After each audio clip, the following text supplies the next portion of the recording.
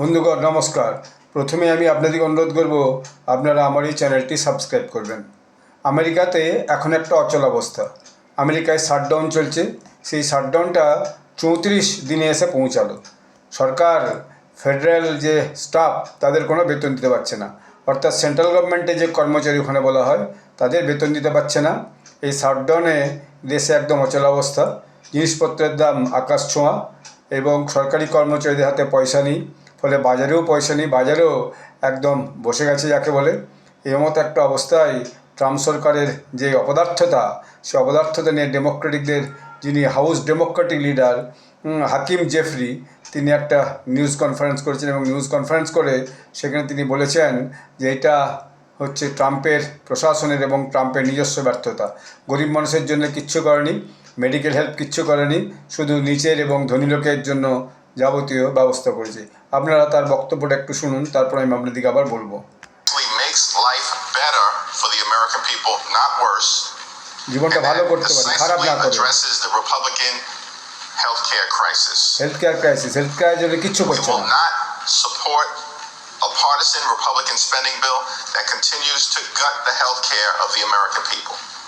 That's been our position week after week after week, and it will continue to be our position. Because the Republican health care crisis is crushing the American people. And now that we're in the midst of open enrollment, tens of millions of Americans all across the country are realizing that their premiums, co-pays, and deductibles are going to skyrocket.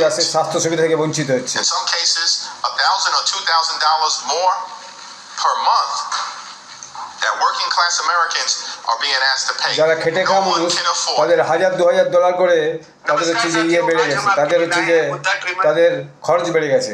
তারা বাজারের সঙ্গে তাল দিয়ে নিজেদের জীবনের যে নিত্য প্রয়োজনীয় জিনিসপত্র সেগুলোকেও তারা কিনতে পারছে না।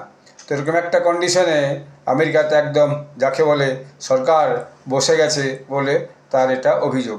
এবং তিনি বলছেন এই যে ক্রাইসিস, এই ক্রাইসিসের জন্য একদম পরিষ্কার করে বলেছেন ট্রাম্প এবং ট্রাম্প প্রশাসনের অপদার্থতাই দায়ী।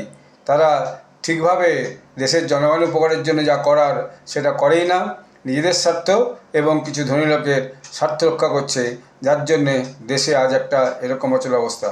ট্রাম্প প্রশাসন একদম যাকে বলে বসে গেছে, আমেরিকা সরকার একদম যাকে বলে কোনো ফাংশনই নাই, এরকম একটা অবস্থায় ক্রমশ চলে যাচ্ছে। ধন্যবাদ।